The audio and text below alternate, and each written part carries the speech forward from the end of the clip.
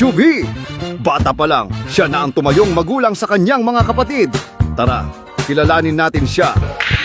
I like myself when I'm being me. I hate myself when I'm super being me. Dream guy. Ang dream guy ko ay, of course, perfect example, TDH.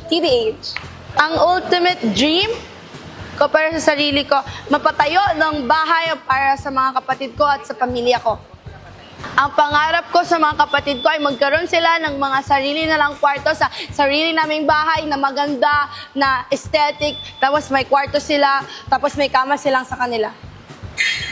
Ang wish ko para sa magulang ko ay, I hope they will be able to choose themselves and not just as a parent but as their self. Gusto ko matupad nila yung mga pangarap nila para sa sarili nila nung hindi pa sila naging magulang. Ang advice ko sa inyo ay keep on following, huwag mag-unfollow. Sa mga bashers, basayahan ko na lang kayo ng Bible talaga. Charis lang.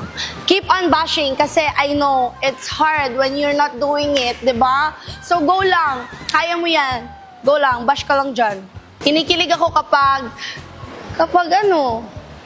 nandyan yung crush ko. Ha? Basta!